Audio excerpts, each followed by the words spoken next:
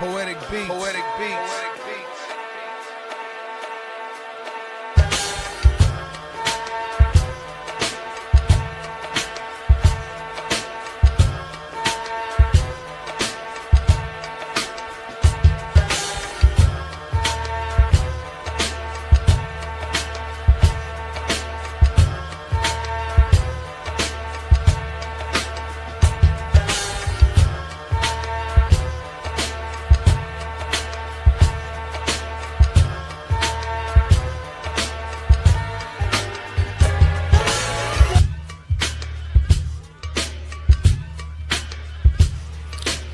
This is First GenXers.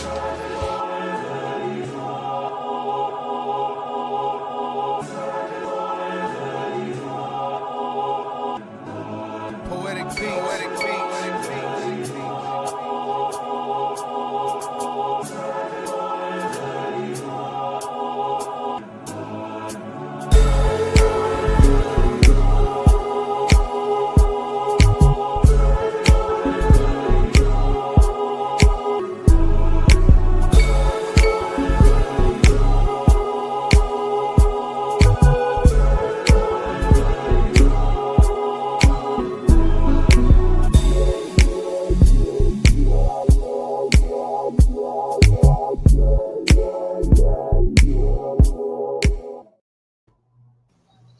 All right.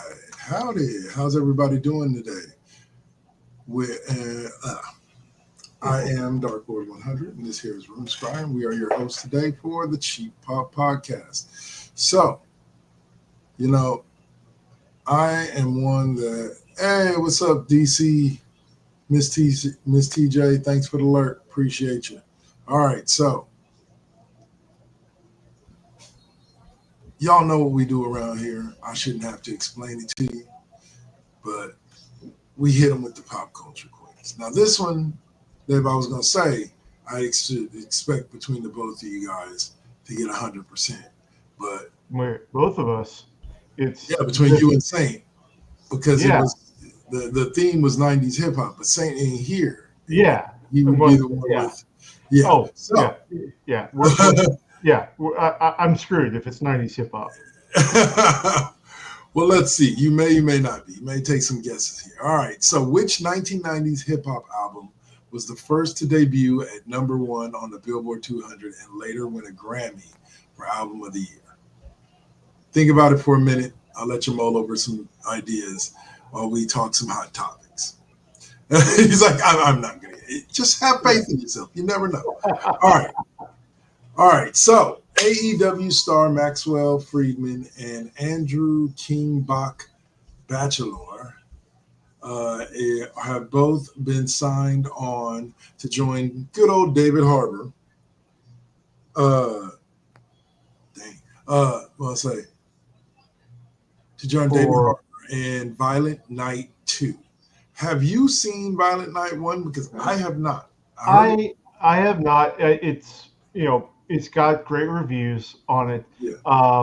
But yeah, David Harbour as a slasher Santa. So hey, yeah, I can deal with that. Yeah, I'm pretty sure it'll have its moments. Yeah. And as I said before, I respect MJF. He did a pretty decent job in Happy Gilmore 2. Yeah. And the thing that I like is that they're pooling from talent outside of just the WWE TKO. Right. Yeah. So, just from a expansion of wrestling fandom, I think this is a good thing. For sure. Hey, what's up, T-Man Sanchez? Welcome to the show. We appreciate you tapping in. Hey. But yeah, no, I think that MJF is going to be one again of a line of wrestlers, because here's the thing about it. When it comes to wrestling and acting, dating back to Hulk Hogan in the 80s, half of a wrestler's persona is acting. Yep. learning how to crank it up to 10, to take their personality and crank it up 10. That's all acting. So there seems to be and should be a good translation from being a top tier wrestler, or at least somebody that can cut a great promo, being an actor. And so I think he will do well. I wish him no ill will. I'm sorry. But what's up? We'll check it out when it comes out, and I'll catch up on the original Violent Night at some point. Yeah. All right. So the next half of the hot topics, as we open the show, is congratulations to the one and only Sean Astin from Lord of the Rings, Rudy, and as I remember him from Encino Man. Stranger Things. Yeah, Stranger Things. More recently, he is the R.I.P. Bob. Yeah. He is the SAG-AFTRA's president officially. Yep. So he is representing the Actors Union, replacing Fran Drescher, which I think was a brilliant move, electing her president, put her in negotiations, because things are going to move really quickly when you got Fran talking like this. Like, look, we'll give you whatever you want, just shut up. Well, I say this man has been around in acting long enough and comes from a family legacy of acting. Oh, yeah. That is well publicized and known by this point, of his mother being Patty Duke and his dad being John Astin, that played the original Gomez in the Black and White Addams family. Yep. And so, like you say, he's one of those people that, hey, let's get it. Go for it. So I just wanted to drop a dime and say a little congratulations to the man, the myth, the legend that is Sean Astin. Yes. And if you haven't seen Rudy, go see it. Mm-hmm. It's a good movie. Yeah. And also he was in Goonies too. Yeah, the original Goonies, right? Yep. Yeah. So, and according to the news from NBC, Michelle Hurd was elected Secretary Treasurer. So Michelle Hurd, getting into the nerd space on Star Trek, Picard. Yeah, she was in Picard. May also remember her about the first 4 or 5 episodes of that. That was pretty good. Yeah. She's also the Manhattan DA in season 2 of Daredevil. Okay. So, vaguely remember her. Yeah. But okay. Well, congratulations to her as well. Semi corrupt DA. Yeah. Much props to her, and I hope that they continue to win in life, because I tell you, with as many actors and actresses as there are out there, it is kind of surprising to me that the same actors get work. I'm not calling any type of conspiracy, because all of the actors that consistently get work are really good actors. Yeah. But it's just like, you kind of get where I'm coming from. Like, yeah. Like there's people that get consistent work, and we're not talking like the Tom Cruises, tens of millions, hundreds of millions of dollars in points per movie. These are representing the Al Leongs and the that guys, and just all the working actors who are putting it all on out there. Joshua Jackson, consistently working. You know what I'm saying? Like, did a sitcom for a while, did a few movies, is still doing movies. Yeah. Like, it did another. It wasn't a sitcom, but sci-fi show. He was in Fringe.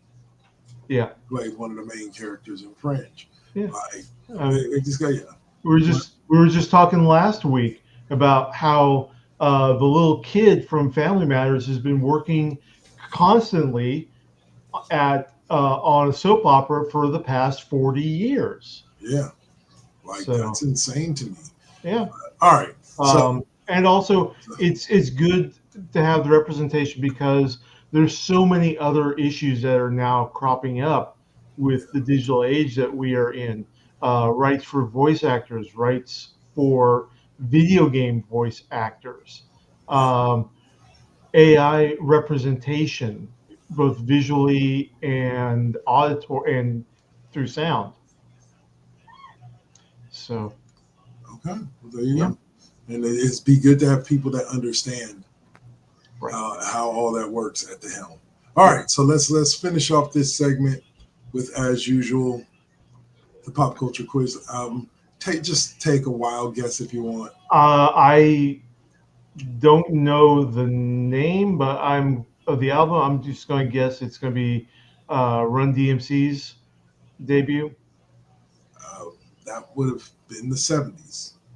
Oh, never 80s, mind. sorry. Like I said, we're screwed here. It's okay. But the name of the album was The Miseducation of Lauryn Hill. Hill. Okay. By Lauryn Okay. Hill. I've heard of it. Yeah. I've heard of Lauryn Hill. And before we dive out of this segment, as always, I'd like to remind y'all can find us on Facebook, the Cheap Pop Podcast 25, and check us out to keep up with everything going on with Cheap Pop Podcast. All right, so that will float us into our first segment of the show.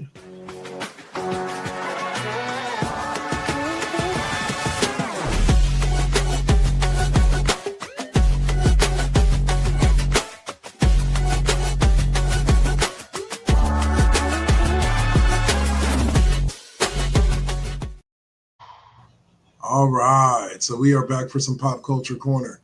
And that quiz that I believe Dave can get at least one of these, at least one. Let's start with the Pop Culture quiz. All right. In 1991, which Seattle band released an album that knocked Michael Jackson's Dangerous off the #1 spot on the Billboard charts? I'll let you go ahead and think about that. I can almost guarantee you your first thought is your right thought. Yeah. Go with that. All right. So you'll have to fill us in on this one. You brought us this article throughout the week about Anthropic. Yeah.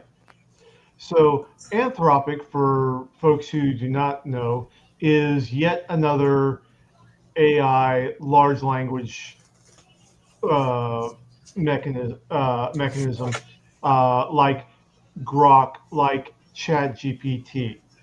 Okay. And Anthropic cranks out, whatever people want.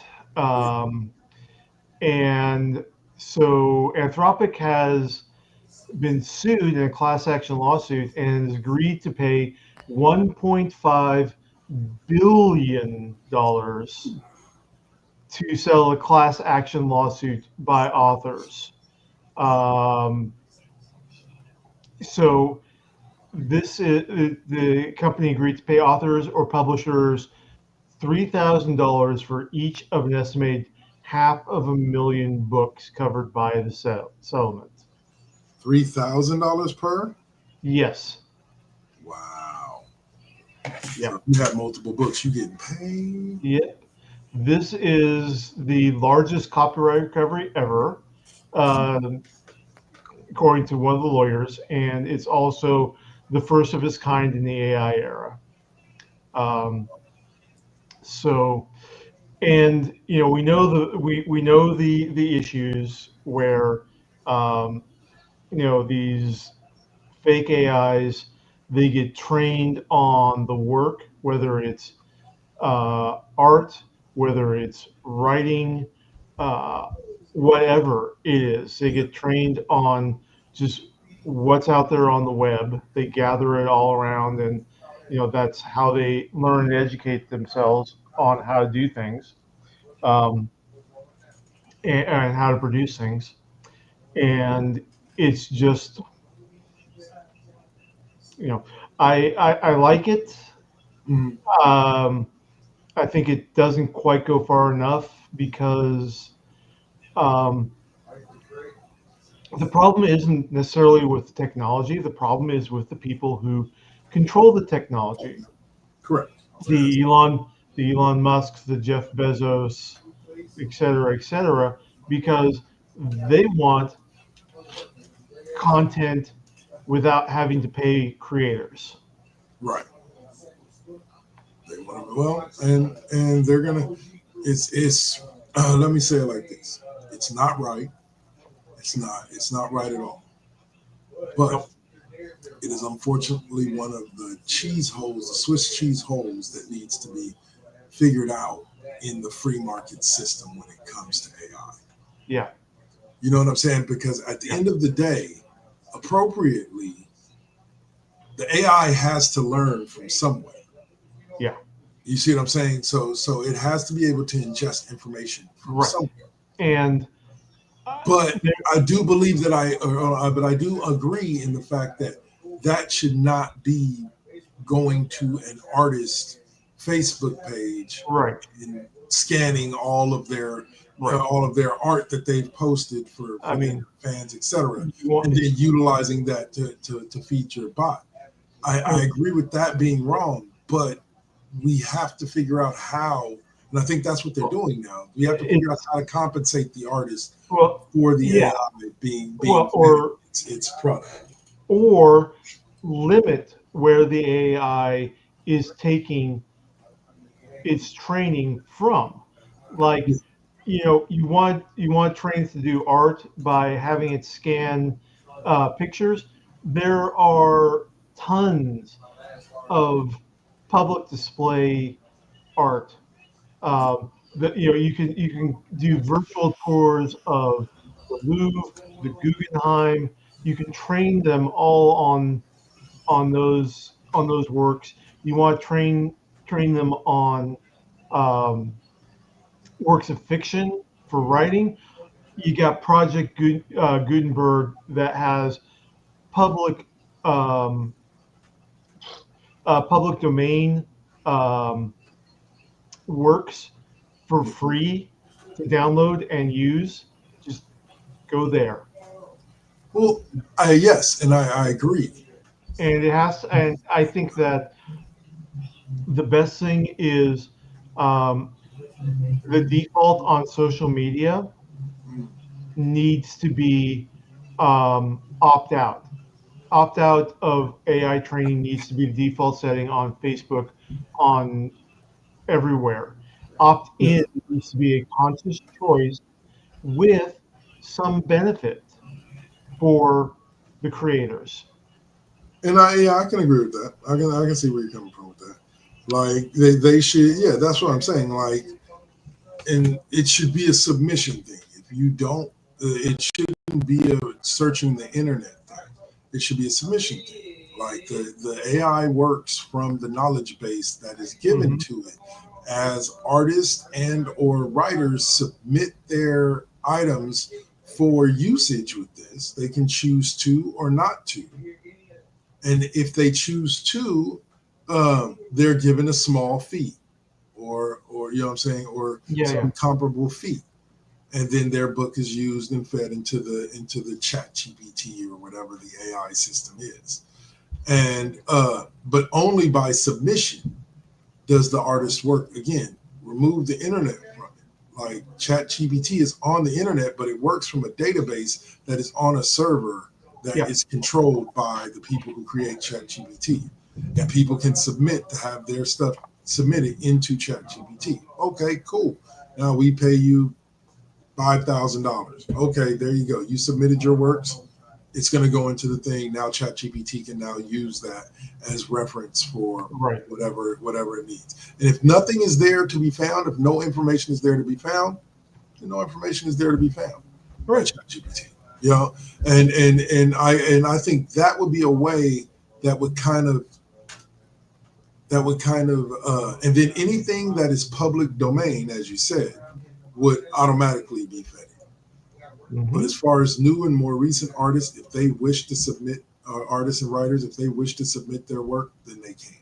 But if they Yeah. don't want to, they don't reach out and find it. They don't reach out and grab it. They don't reach out and use it for any reason. Uh, And I think that's where we're going to come to. It's going to be a happy middle ground where they're going to still be able to do ChatGPT and everything, but everything that's not public domain has to be purchased from the original creator.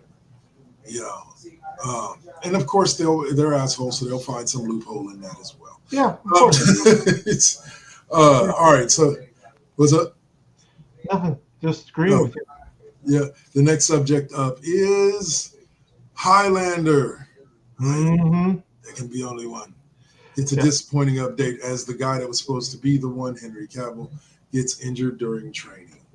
Yep. I don't think he'll be out for long, according to the article. Yep. But it's just going to push back.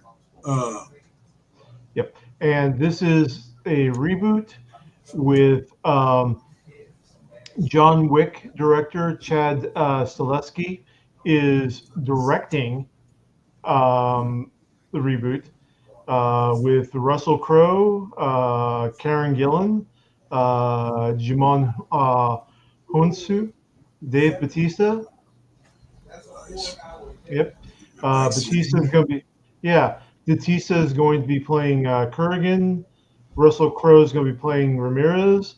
And with a deep dive to the original, Jimon Honsu is going to be playing Castamir, the African immortal that Kurgan kills before the final showdown with McLeod. Nice. Yep. So so I know Duncan was on the TV show, but who was Duncan to Connor? Cousins. Same clan, different century, which is a direct line from the TV show, from the pilot. Got you. Yeah. Okay. Well, you know what, man? It sucks that it's going to be pushed back, but hopefully the movie still ends up coming out. It's been so long since I've seen anything Highlander. Mm-hmm. I think I'm getting kind of juiced for this. Like this is something that I think I want to see. But that is the bad news for Amazon.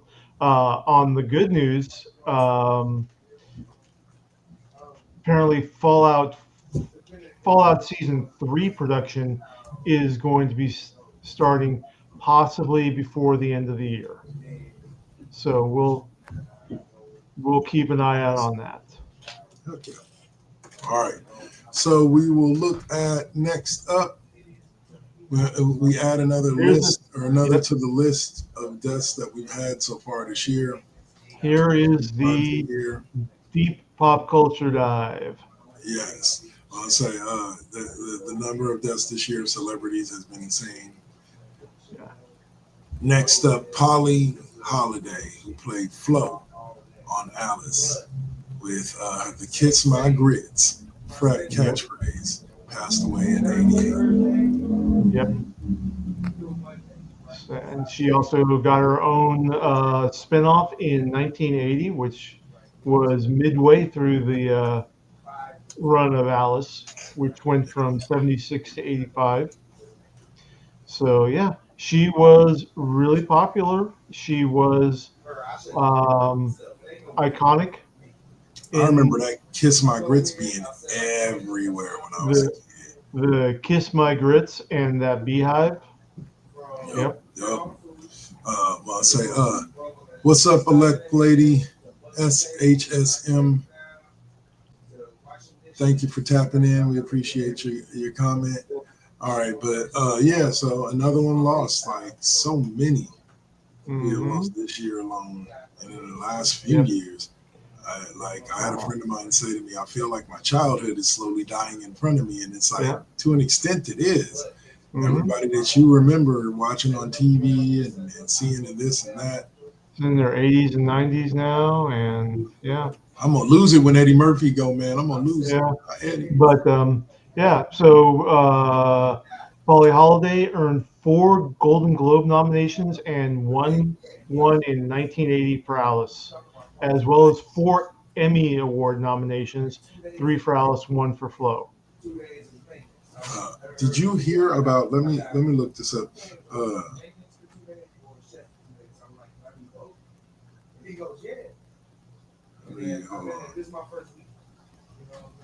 Wayans family.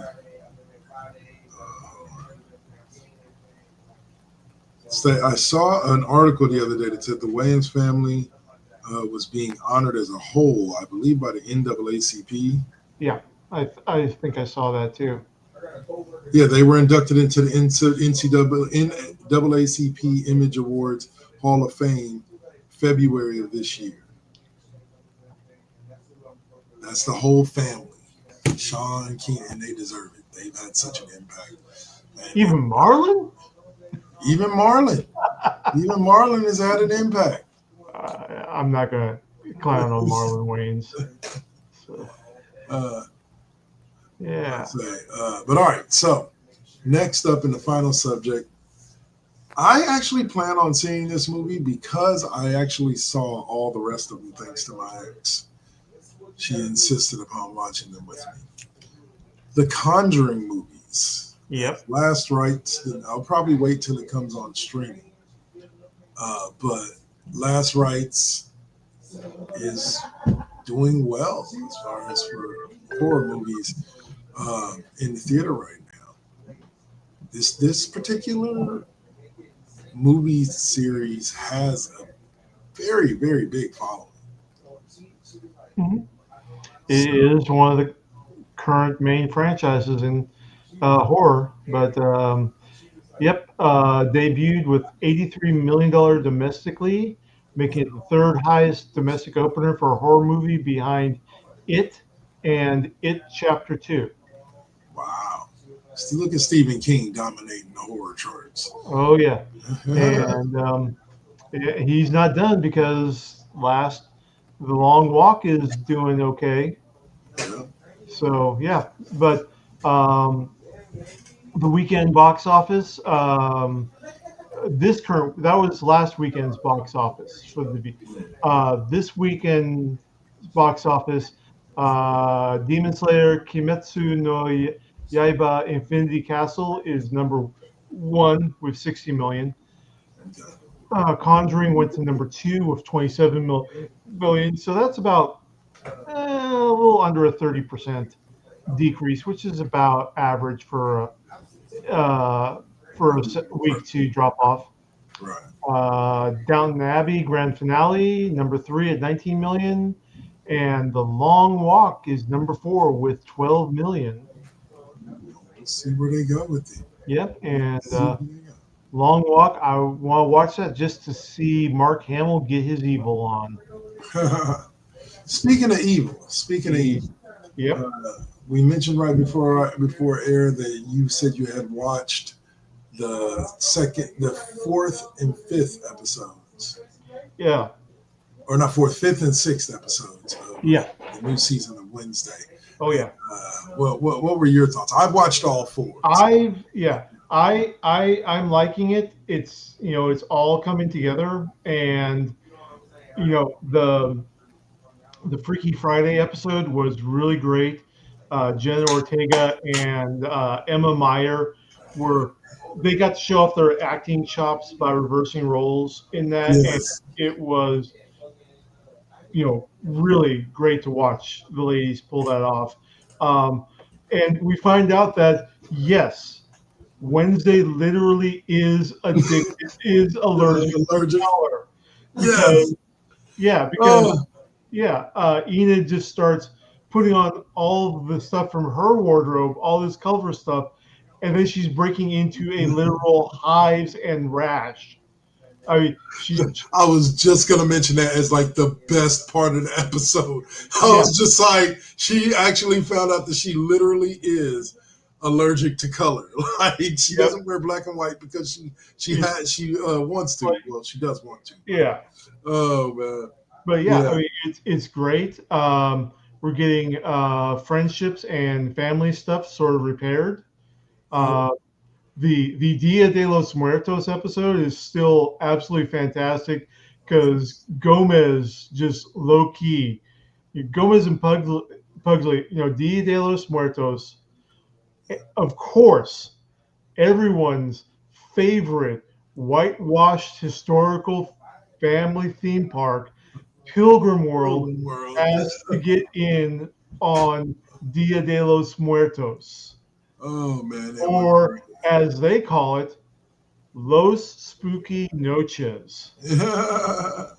Here was another great thing Yeah. about those first couple of episodes. Is this is one of the things that I said within by the time I got to episode 6, before I watched the final 2, I did turn to my friend and I say, you know, it is amazing how they wrote part 1 and part 2 to have 2 completely different villains. So that way they can give you but everything was linked from the first part to the second part. But they give you 2 completely different villains in the same season. Yep. You know, and it was like, it was amazing the way that they wrote it. And it's just, And then one more thing. The body parts support group that thing goes to, and it's just other disembodied animate body parts like Thing, and the support group's being led by Christopher Lloyd's Professor Orlok. Yes, The head in the jar. It's just, if this is Christopher Lloyd's final acting project, he's going out on all cylinders. He is. Everybody has been absolutely fantastic in this. Wednesday season 2, all of it's available now on Netflix. Go watch it, and we're getting kind of close to the end with Alien Earth as well. Just gonna say, why don't you give us an update on Alien? Yeah. Wow. It just keeps getting better and better every episode. You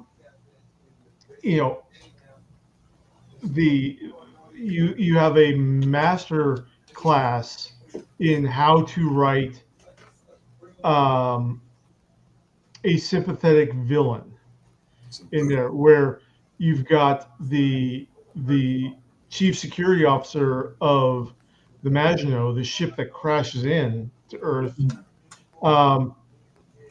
being this absolute cold-hearted bastard for like 5 episodes, and just willing to, he's manipulative, he's callous, he lets all of his crewmates die because somebody sabotaged the ship, and the priority of the mission is get these samples safe to Earth.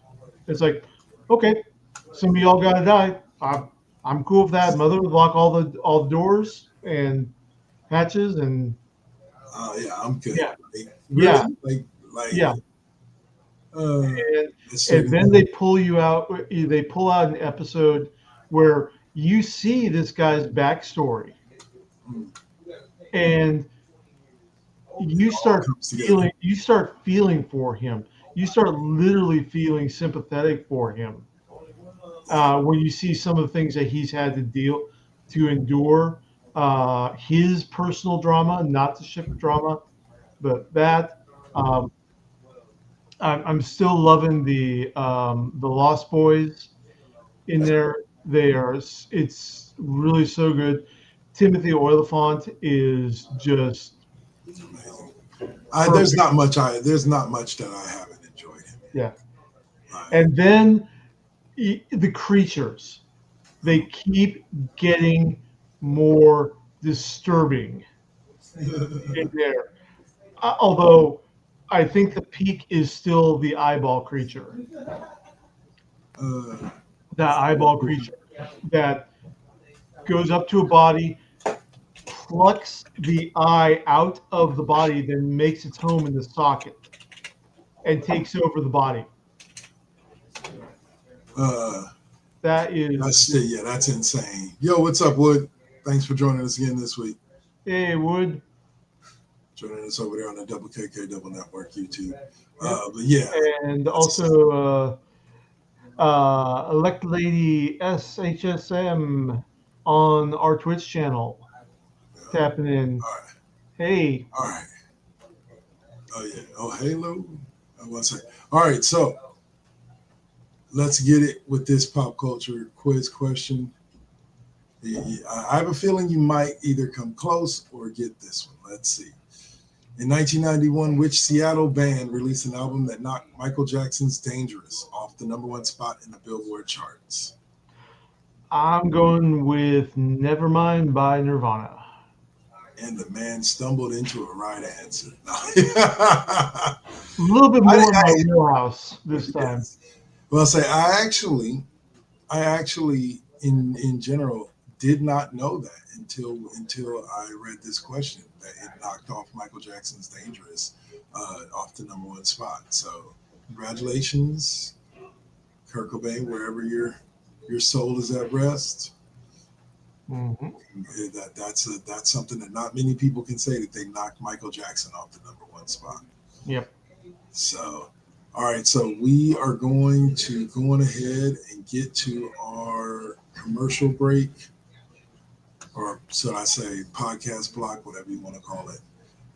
And we will see you guys after said break. We're going to be going for about 5 minutes, and then we'll be right back to talk some pro wrestling, the WWE Worlds Collide PLE, as well as maybe drop in on Monday Night Raw and SmackDown, which are pretty good this week as well. And yeah, that'll be it. Coming up after the break, SmackDown Alley and Video Game Talk. You're watching the Cheap Pop Podcast right here on First GenXers Broadcast Network and the WKK Double Network. Peace.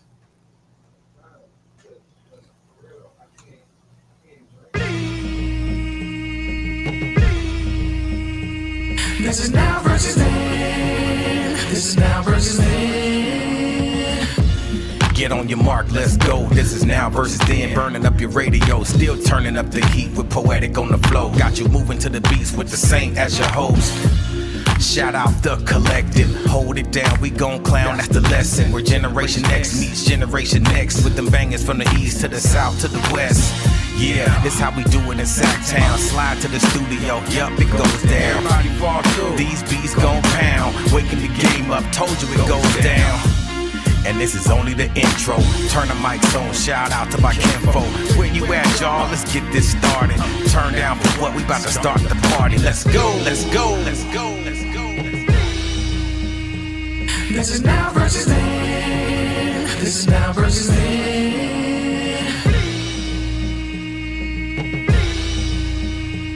This is now versus then. This is now versus then.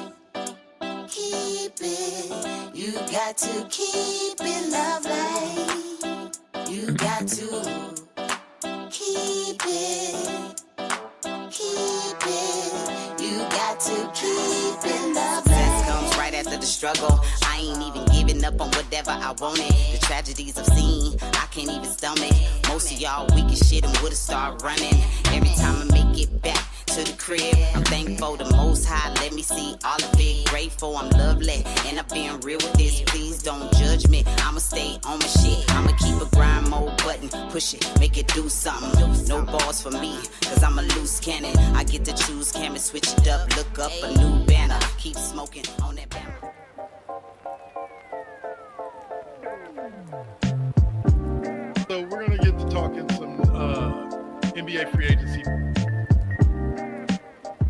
Dolphins trade Jalen Ramsey. Anyway, so we'll start out with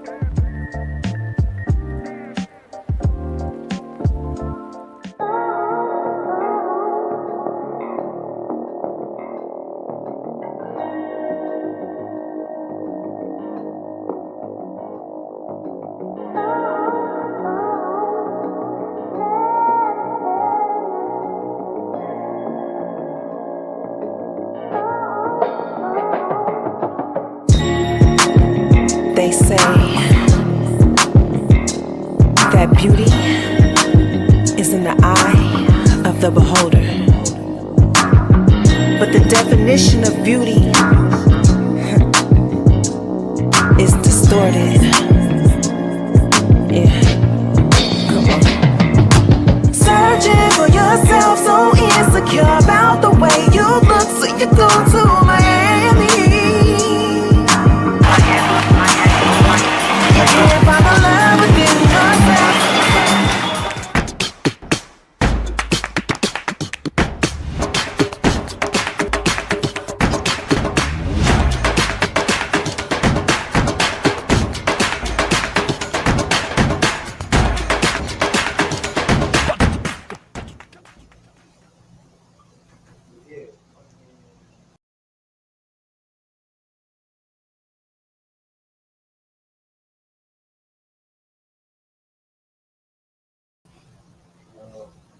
All right. Oh, there we go. All right. So how we doing? How we doing? We are back from the break and that proverbial SmackDown alley and video game talk There we go. are coming up next. Let's see. So I'll take that and do that, and we will say we're going to jump right on in because I know you guys like it when we talk about big sweaty men. And that is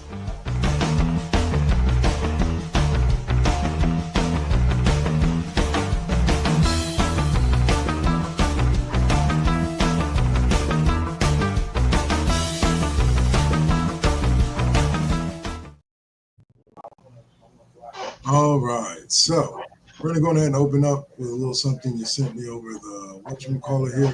Facebook, yeah. Is So Xavier Woods, Mr. Xavier Woods of The New Day, put this on his social media page Friday because he was not participating. He was not wrestling in Worlds Collide, Las yeah, Vegas. in the tag team championship match. And the story was that he was not wrestling because the Mexican Destroyer, he'd taken so many of them from Penta that he had developed a lymphoma tumor that had to be removed on Friday. Yeah. And then he flew out, he had that removed, flew out to Vegas to be there with his boys, The New Day. And that was the evidence that he posted. That was the surgical scar where they took it out. Yeah. And that final picture was I've changed my opinion to it's not a piece of orange chicken from Panda Express. That's a buffalo nugget right there. I don't know. I watched a lot of those pimple popping and like Yeah. they removed the lymphoids and all that. Dr. Pimple Poppers, Yeah. and I've seen some that have looked like that. Mm-hmm. Like so that I agree that it looks like a chicken nugget, but that And- very well could have been pulled from the back of his head. I'm not saying it's Good. a tumor, Right. because it's But- definitely not a tumor, but like, Yeah. or at least it doesn't look like one. I always thought tumors to be black, but No, and it's a fatty tumor that they're talking about. okay. But So then, yeah, that scar is pretty much like a decade or more old in there. Two, he's claiming that he went on a plane after that to fly to Vegas after having That's cranial surgery. So that's why I'm like, okay, this is into the work of the band, the Mexican Destroyer. I also think it could have been a surgery he had done a long, long time ago. Right. And Yeah. he's just using it now in storyline. Yeah. But all right, so that yes, Xavier Woods that is a chicken nugget. Shame on you, man. You got to use more realistic stuff. You got better money than that. Anyway, well, I'll say. So let's get to that pop culture quiz question for the block, and then we will get to some WWE Worlds Collide. Let's see. Here's a tough one for you. What was the name of the British electronic group whose 1997 single "Breathe" became one of the best-selling singles of the decade? Think on it for a minute, and we'll get to that after we talk wrestling. All right, so on Friday night, after SmackDown took place, WWE put on an event that he was just talking about in Las Vegas, Las Vegas, Nevada, on the UNLV campus. You want your age back.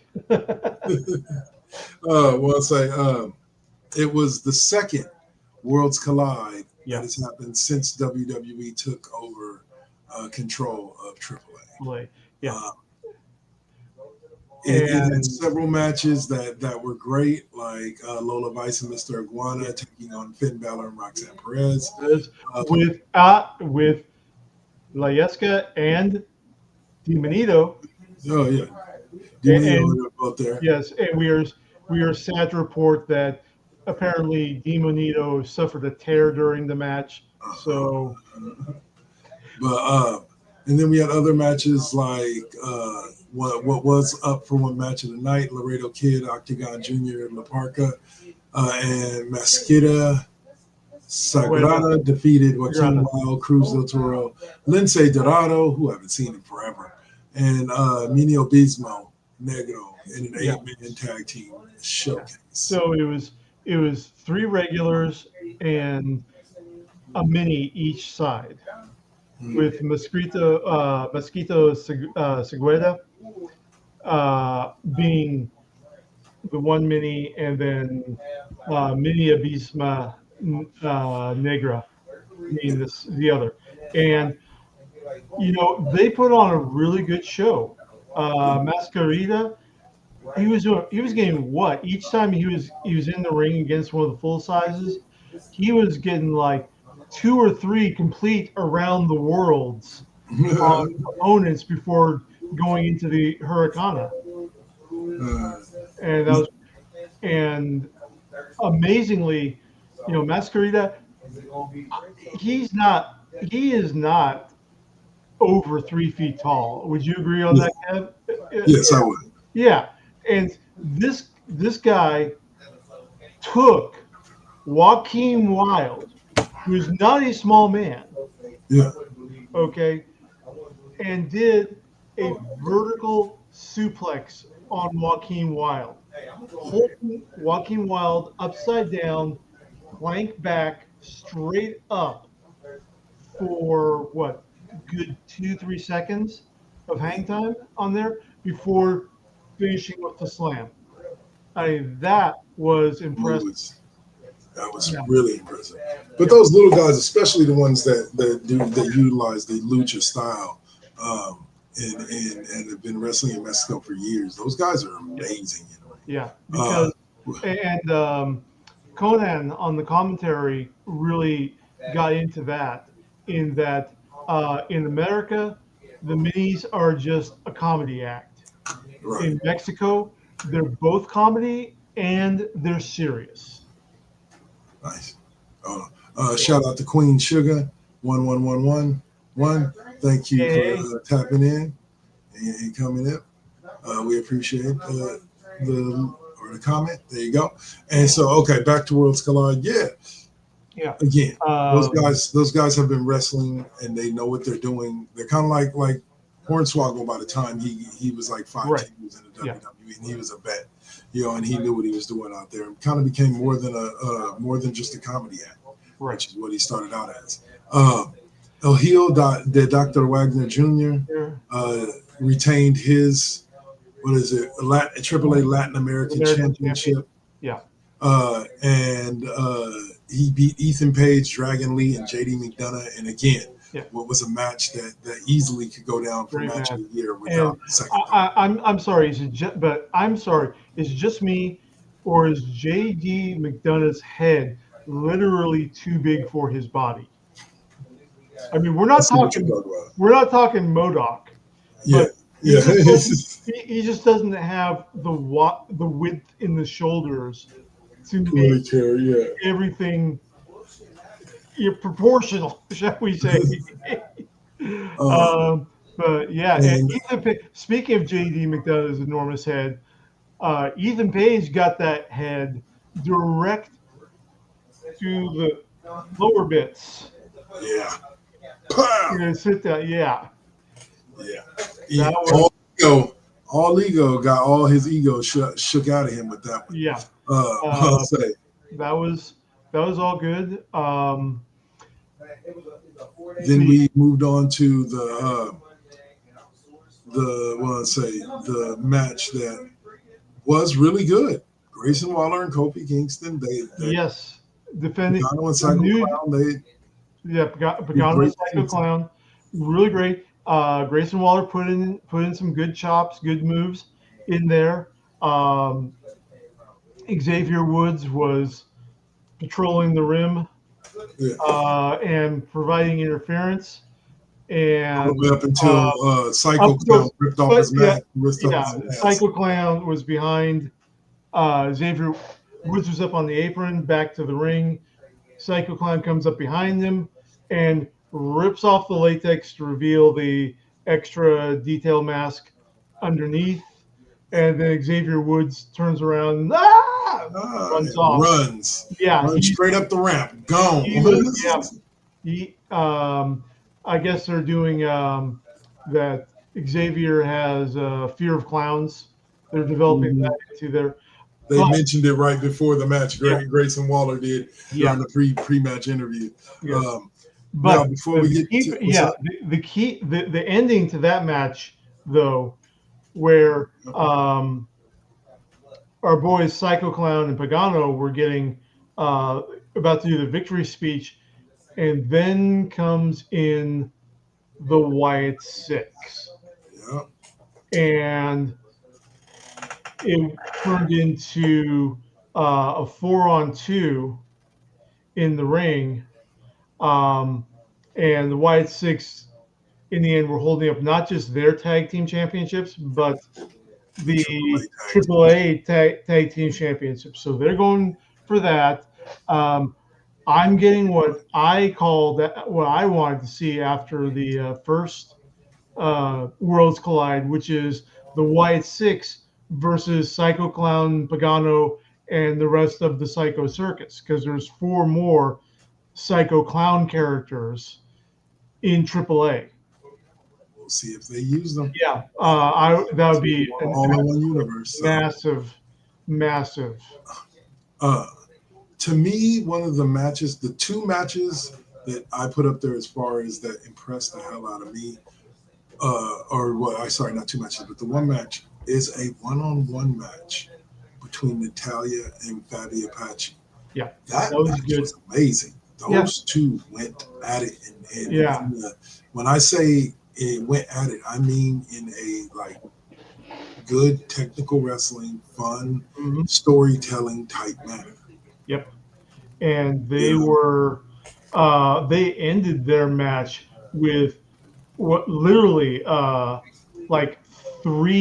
roll-throughs in a row, chained in a row, which is really lucha, where they have these chained exchanges, rolls, switches planned in there. But it was 4 roll-throughs, each with its own pinning potential. But Natalya eventually won, and they're developing good heat between Natalya and Fabi Apache. Now, we haven't seen her natty gear in WWE yet. Because she explained it right before the match. She said in WWE she is Natalya, in AAA and in this match she is Natty. They're 2 different people. Natty's the badass, and Natalya is the nurturer and the teacher. Yeah. The one that's grooming. I thought she was just talking about the different mindsets that she gets into, not as speaking of them as different characters. Well, I don't know if she's speaking of different characters, but I know that like even with the different mindsets, she did say within WWE, I am Natalia. So I think that she's trying to separate the two characters because who the hell were the 4 guys that came walking out with her? Yeah, like I've never seen them before in WWE at all. Yeah, well, I mean, with the her T-shirt with Natty spelled out in the Italian flag colors. Yeah, I'm like, they're really leaning into her kind of being the mob princess character, and that's the thing. But that's the thing with Lucha. The one thing I love about Lucha's storytelling is that with Lucha, there's a clear good guy, there's a clear bad guy. Yeah. And even though you know that the good guy's most likely going to win, not all the time, but most likely going to win, it's still an enjoyable match to watch the path to which he takes to get there. And that is something that Lucha has had like an advantage to American wrestling storytelling. To me, is that they seem to tell a lot better stories. Mm-hmm. Yeah, and they lean into things like nationality, etc., in different ways than they do in WWE and AEW and all that. Yeah, you know. But okay, so that leaves us with our main event that left me highly disappointed and utterly upset. Made me want to throw my remote at the TV and realize that this boy has me feeling feelings that I shouldn't feel. And that boy is Dominic Mysterio, who at this Worlds Collide became the new AAA Mega Champion.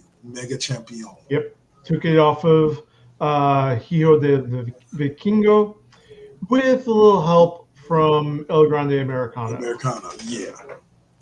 Yeah, both. You mean Ludwig? Anyway. And to that effect, we have photo evidence of Ludwig Kaiser standing next to El Grande Americano. And they look about the same height. Anyway. No. It was Ludwig standing next to Chad Gable, Grande Americano. All right. You can tell because they each have different uniforms, different masks. The way that they stand is even a little bit different. Here's the thing about it. So El Grande Americano, it gets to the close of the match. Who was it? Judgment Day came out and was beaten on by Kingo. And they opened up Worlds Collide with the Judgment Day, with Finn just kind of telling Dom, it's like, well, you're on your own, buddy. Oh, and this is where I have to call WWE out on things. You know, I am an equal opportunity call outer. I have to call out WWE on something. They literally showed the exact same promo segment with Dom and Rey Mysterio and then Finn Balor walking up on SmackDown right before, like literally a half hour before SmackDown ended, and then again to open up Worlds Collide. And I was like, that's the exact same segment. Now Finn's going to walk up. He's going to tell him to go out there alone. And then Finn's going to take the announcer or going to take the interview person with him. Why? I don't know. Why Finn just walked up and took the person that was interviewing Dom is beyond me. Finn was just like, okay. And go out there alone. All right.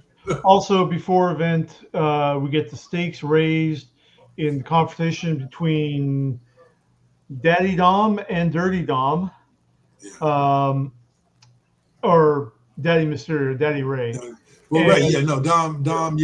Dom basically bet Ray or told Ray that he was going to win, and when he won, Ray had to come out and put the belt around his waist. Yeah. So, anyway, so two belt Dom is not it. Yeah. Two belt Dom is not it. We had Judgment Day coming out to interfere.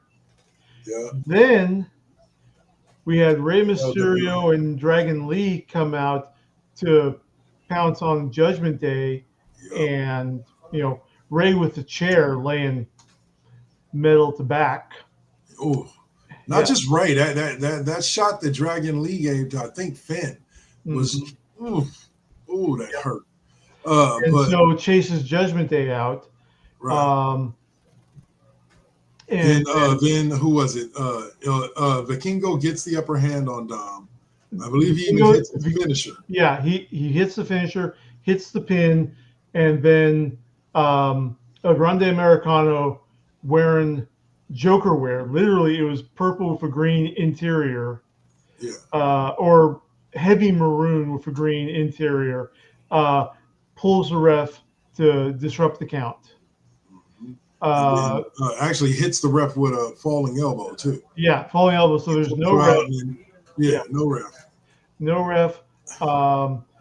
Drops the metal insert into the ring for Dom to put it into his mask. This is while Vikingo is trying to unmask El Grande Americano. Americano, yeah. Yeah, he takes it while he's trying to save himself. He takes it out of his pocket and slides it back while the ref is caught up with them. Right. And then then of Dom, course academic after that. Yeah, it is. And Vikingo had the pin. He had the 20 dominant 20 count, but they had to have the new ref come in. Yeah, the new ref ran, as JBL said, the new ref ran a 40 in an hour. Which, by the way, thank you WWE for letting JBL be the one. Anybody who knows JBL's history with Rey Mysterio and the feud that they had understands the irony of JBL working a lucha event. Like it's just so hilarious, and the man is still one of the best color commentators to ever exist. I love that. He's involved in the development with AAA now, isn't he? Yeah, I believe he is. So and so I mean he is doing a great job of getting the AAA wrestlers hyped to hell every chance he gets. Leave them at that. Save that gem for every Worlds Collide. Don't bring him back to the main SmackDown, or don't bring him back to the main WWE roster as a commentator. Just let him do it sparingly every Worlds Collide. Because again, I'm going to cue people. Listen up real quick. I'm going to cue you into why JBL being on Worlds Collide is hilarious to me in the sense of irony. JBL cut a promo during his feud with Rey Mysterio, where he really went down to Texas's border, right? And he did this spot where he had a bunch of Mexican people lined up along the riverbank, and he was like, "Go back to Mexico." He's like kicking them into the river, like, "Go back to Mexico, get out of here, you don't belong here." And now to see him very proudly waving the banner for AAA and all that, it's just, there's an irony to it that I love in a good way, not in a bad way, in a great way. JBL is awesome. So Dirty Dom is now a 2-belt Dom, and Ray did his duty, put the belt around him. Now,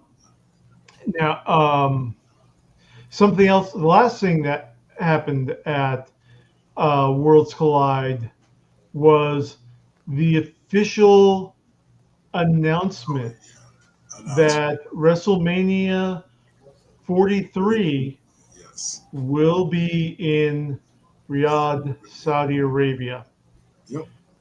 And the crowd was not having it. Boos throughout the stadium. Chance of "you sold out" during the video package. Here's the thing. I understand from a moral standpoint what they're saying and their feelings, but I've never understood when people complain about a company in a free market and a capitalistic society doing what a company's supposed to do. And that's not an excuse for it. It's just and then there's a part of me that thinks this, and this may be controversial for me to say. Mm-hmm. Okay, so the people over there live under a fucked up regime.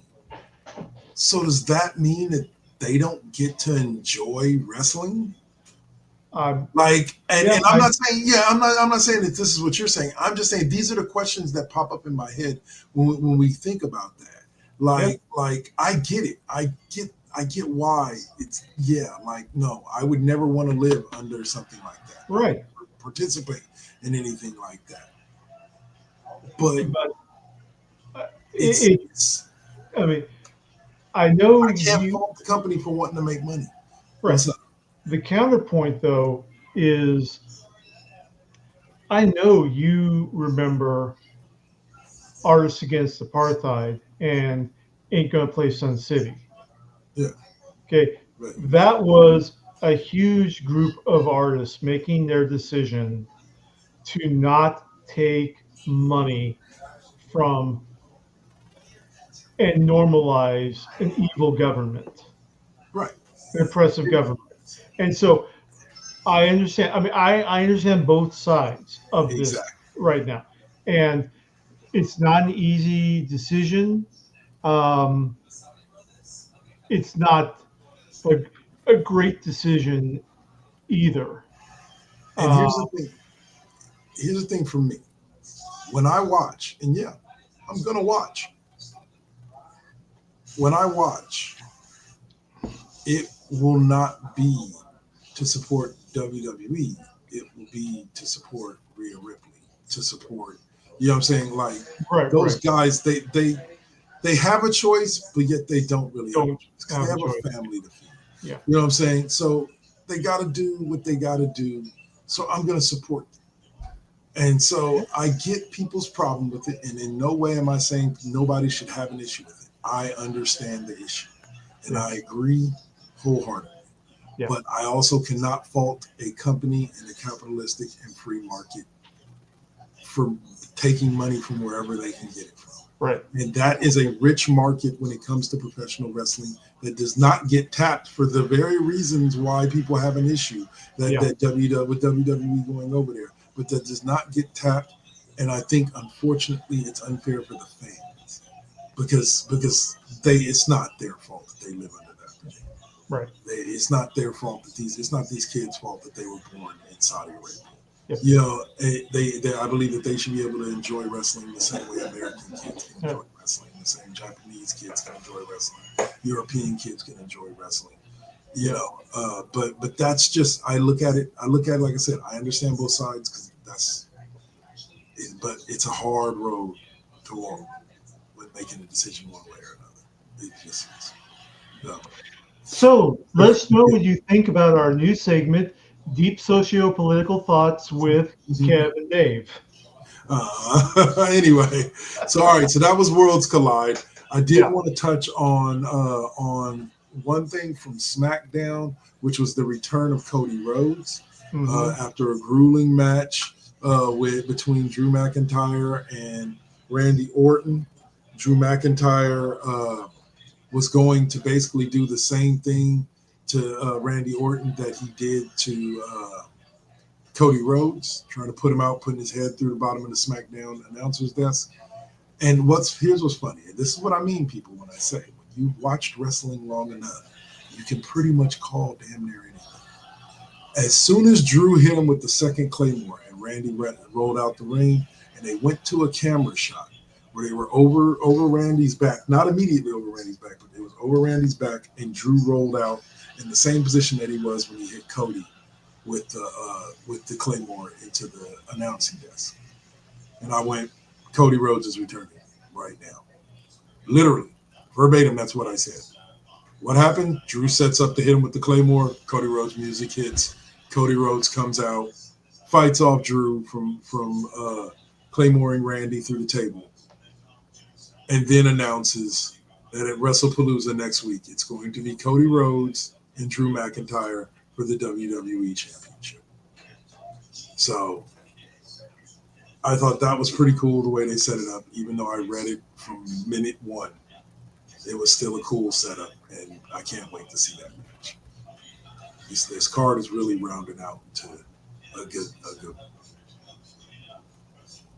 So okay. So we will see how we're what's the effects of Worlds Collide and other stuff is on tomorrow night. Well, actually, well, yes and no. Yes, because Dom is on there. This week's Raw saw AJ Styles defeat El Grande Americano Yeah. with the help of Dragon Lee. Raquel Rodriguez defeat Lyra Valkyria with a Tejana Bomb. Rusev dropped Penta, which was a really, really good match. Yeah. And Asuka dropped Nikki Bella with an Asuka lock. And then finally, Bronson Reed ends up hitting the Jagged Edge to beat LA Knight in the main event. AJ Lee came back and cut a speech with Punk. Yep. And got the tag team match at WrestlePalooza. Yep. As she taunted Seth and what was Becky. a great segment. Yeah. Becky, love your acting, honey. Keep it up. Practice, okay. Yeah. And then AJ Lee, her kind of standing in front of Seth Rollins, like, you gonna give me the match? Mhm. You gonna give me the match? Yeah, and she basically taunts Seth into agreeing to the match, which sets Becky off. Yes. And because for some odd reason, Becky didn't want the tag team match. Yeah. And it was announced, but it was canceled, that they're going to sign maybe next week, this week, tomorrow, the contract for Io Sky and Stephanie Becker at WrestlePalooza for the Women's World Championship that belonged to Proceed with Caution Naomi. Yep. So, okay. So that will wrap it up. What's up? So, two things. First of all, on the comedic note, I am just waiting for R-Truth to meet the upcoming Baby Uso. Yeah. And start calling it Lil Jimmy, regardless of his gender. Did you see R-Truth get laid out by Brock Lesnar on SmackDown this week? No, I heard about it. I also heard that Brock split his drawers. Yeah. Picking up R-Truth and Yeah. Like, but yeah, that was fun. And then on a more serious note, we're sending our best wishes to Jerry the King Lawler, who suffered the one and only, who suffered a stroke the other day, although reports are saying that he is recovered and he is resting in his home in Florida. So that's good, but King, I hope you get better, man. Bro. Yeah. All right, so now back to the pop culture quiz. Before we move on to Tech Tinker's favorite part of the show, even though he's not here with us, I'll still mention it anyway. Video games. We got a lot to talk about there. What was the name of the British electronic group whose 1997 single "Breathe" became the best-selling single of the one of the best-selling singles of the decade?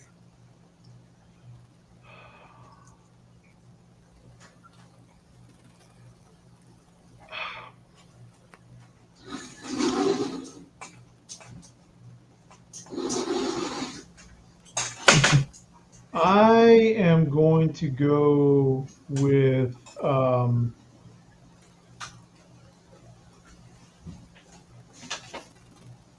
Daft Punk.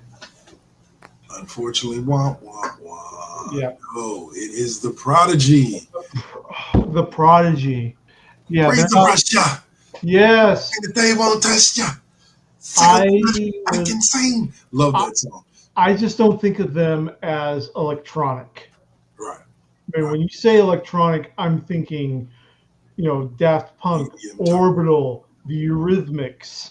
But by virtue of how they made the music in their music, they were electronic. But all right, so that will take us out of SmackDown Alley. We'll hang a right.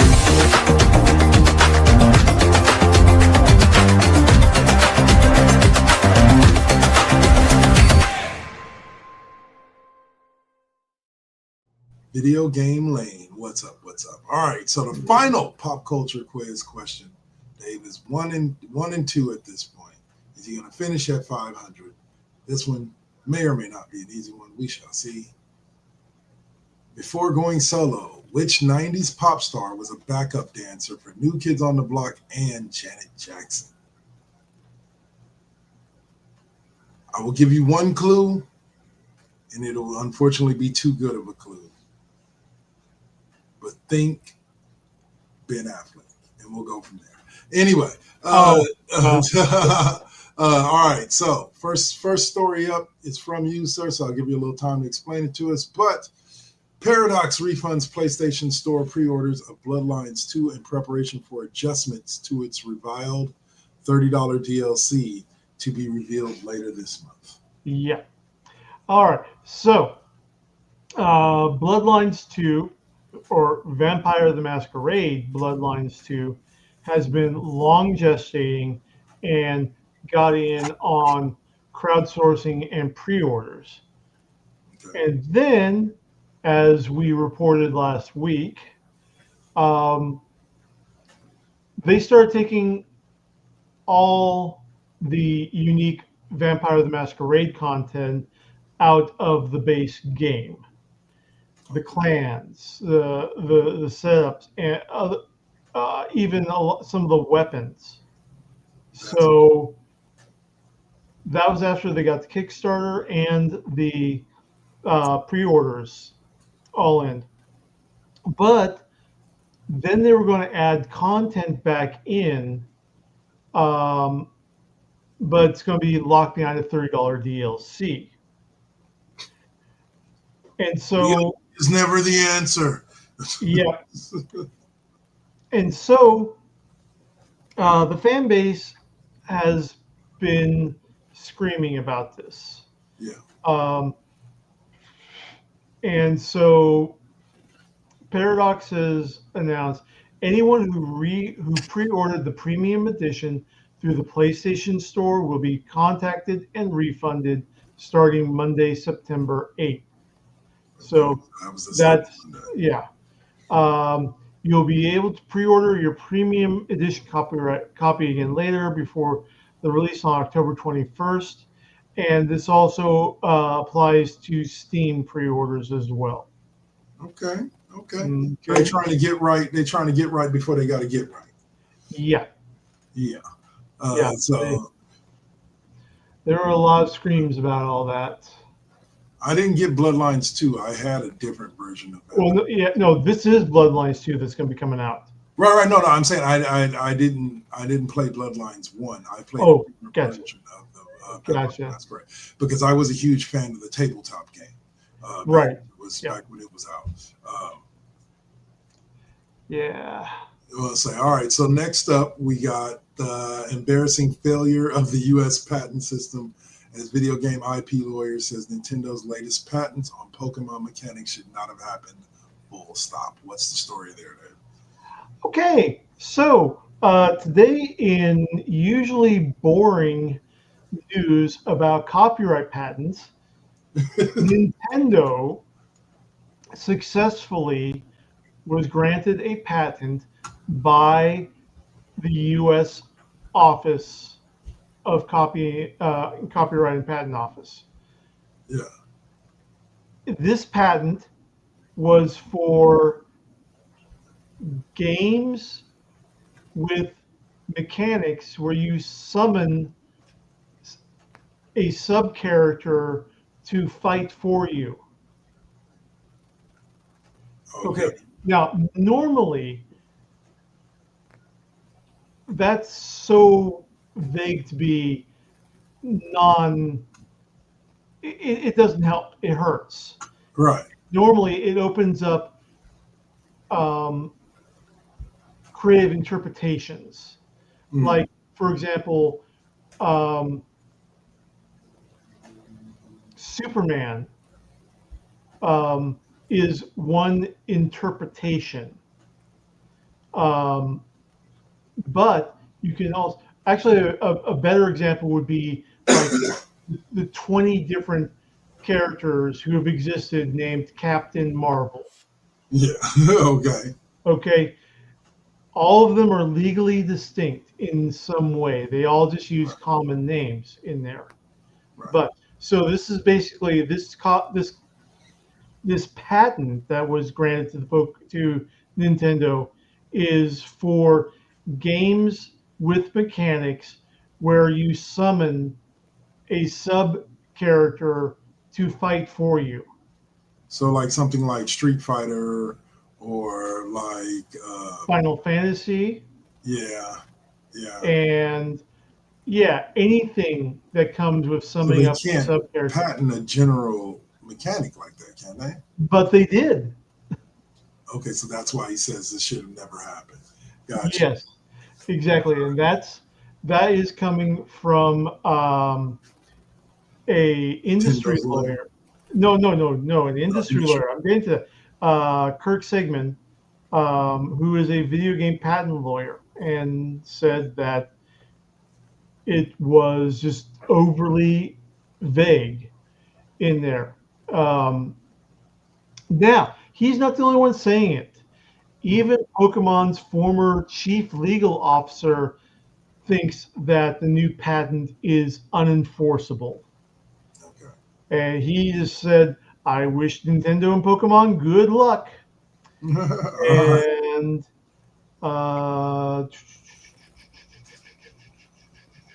looking for the name.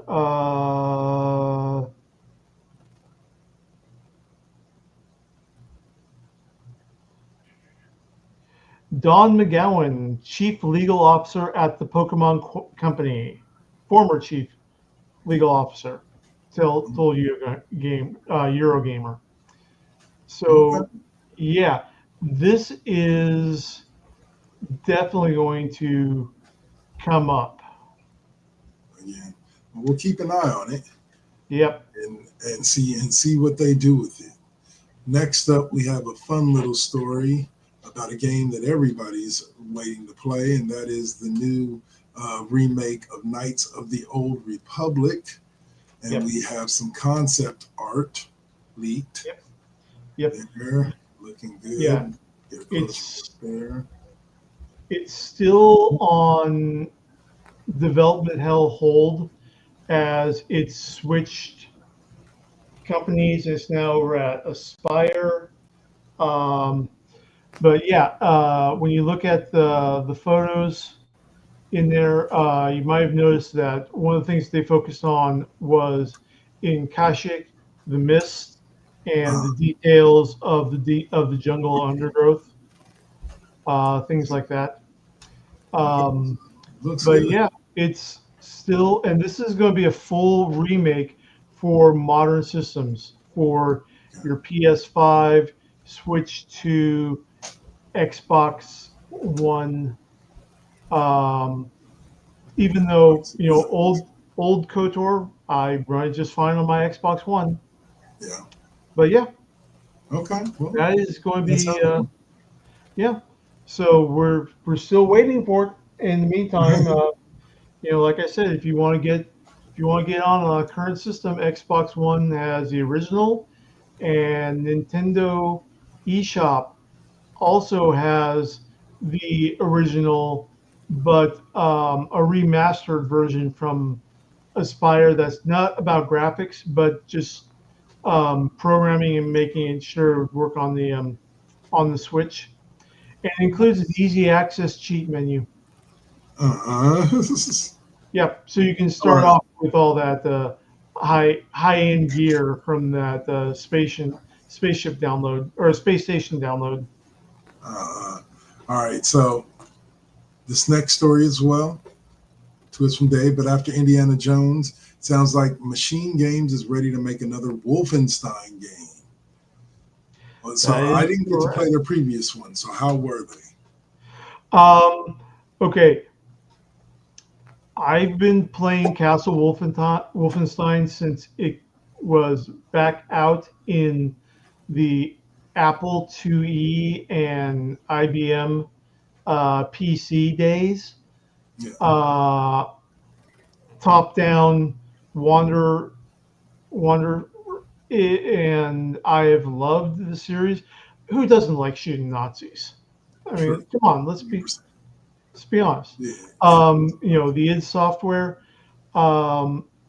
I haven't played, but I've followed the more recent 3D shooter Wolfenstein games like New Colossus and other stuff like that. And they're on my list mainly because they're pissing off all the right people.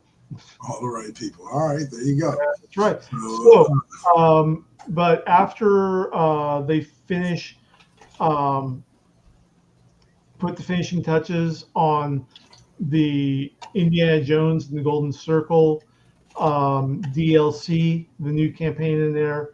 I think it's Circle of Giants. okay. They are going to go in and make another Wolfenstein game. Okay. Yep. Can't wait to see it. Get more on it when we can. All right, and so our second to last story of the day. That was we already talked about the Pokemon's chief legal officer saying that was good. I just bumped it up because it was tied in. Yeah, I know. Sorry. There you go. No problem. So the last subject we're talking about here is Nintendo's Direct Summer 2025. Well, what's new with Nintendo? Oh boy. Okay, so let's starting from the top, and this is coming from The Verge in there. So we got Fire Emblem's Fortune's Weave coming to the Switch 2 next year. Pokemon Legends Z to A's first DLC will take you to the Mega Dimension. Okay. Yeah, I mean there's so many alternate dimensions and zones in Pokemon games, so not surprising. So, but that's kind of cool. We'll see how that ends up. Donkey Kong Bonanza. Bonanza. Yes. So that's a update. It's a paid update that launched a little later today, or later when the article came out. Switch 2 will get Resident Evil Requiem February 27th. Additionally, the previous two entries in the series are also being ported on the same day. Nice, So, you get all three on the same day. February 27th, folks. Yep. And because Pokemon just has to involve itself in every possible type of game, new Pokemon game announced, Pokemon Pokopia, which is basically Minecraft with Pokemon. Yep. Nice. Yep. All right. Okay. So that's some video game news there. You got anything else for us? Hades 2 coming this next year, September 2026. I gotta tell my daughter that she beat that game in about 6 weeks or so. Yep. So, and that's got that one. Metroid Prime 4 will be coming in December. They're still making Metroid Prime games? Yep. Metroid Prime 4 Beyond. Okay. Virtual Boy games coming to the Nintendo Switch Online. Okay. Okay. That sounds pretty good. Yep. Let's see. Hyrule Warriors Age of Imprisonment launching on Switch 2 November 6th. Nice. See. Are these games going to be available on the Switch as well, or just the Switch 2? Probably just Switch 2. Okay. Okay. Boo that man. Yeah, I know. Okay. Lots of new games going to be coming out in the spring for Nintendo. One of them being Tomodachi Life, Living the Dream, because we all want to go back to the age of Tomodachi. Tamagotchi. Yeah. I had one of them. It died. I was sad. Yep. Okay, first entry in the Final Fantasy VII Remake trilogy is coming to Nintendo platforms with launch on the Switch 2 on January 22nd. So they're going to bring the first chapter of the remake. That's pretty cool. Yep. That's pretty cool.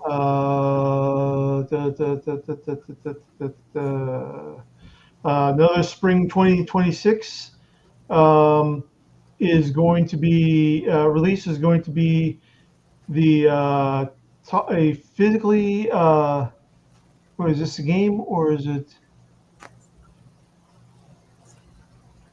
Okay. Oh no, it's a toy. It's a talking flower from Super Mario Wonder. Nice. Okay. So it's a talking flower toy, and Super Mario Brothers Wonder is going to get a Switch 2 edition, which will be out in the spring. Yoshi and the Mysterious Books, new Yoshi platformer, next spring. Mario Tennis Fever, February 12th.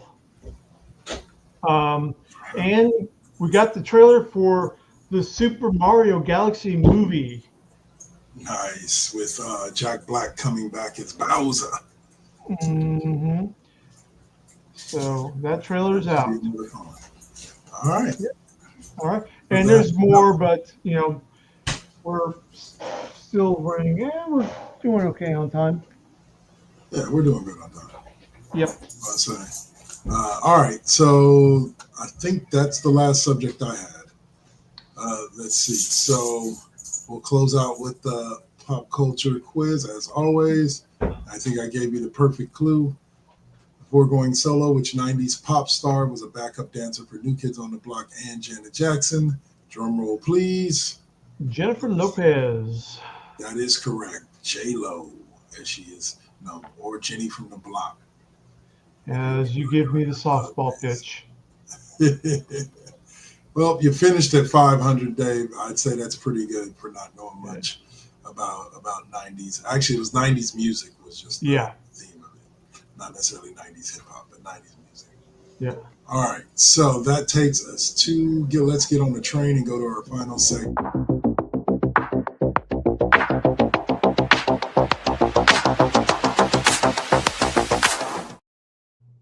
Where can we find you next?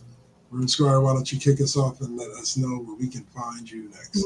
I will be back on night shift tonight, midnight till whenever I start falling asleep Pacific time. And it's going to be switching back over to Horizon Zero Dawn as we continue wandering around the frozen tundras of North America in a leather Princess Leia outfit. Nice. All right, so I will not be back tonight at 6 for the classroom. O'Malley is sick, so we're going to be canceling tonight's episode, and Swab is out of town. So we will be back next week with the classroom. So be on the lookout for that, 6 p.m. Pacific, 9 p.m. Eastern. And this week, I know I said last week, but this week I should be able to get back to my streaming for those of you on YouTube and on Twitch with College Football 25 on Tuesday, and then going throughout the week, NBA 2K, WWE, and then hopefully finishing up Final Fantasy 8. But we'll see. I'm on the last battle and keep dying before I can finish it off. So other than that, I hope you guys have enjoyed today's edition of the Cheap Pop Podcast. We were down a man, but he should be back next week with some fun news. And we appreciate everybody that tapped in. Let's see. Queen Sugar 1111 Wood over on the YouTube page. Thank you for tapping in. Elect Lady SHSM, and then T-Man Sanchez and DC MSTJ. Thank you for the lurk. We appreciate you all. We're going to go ahead and tap out. So have a great night, and we'll see y'all on the flip end. Peace.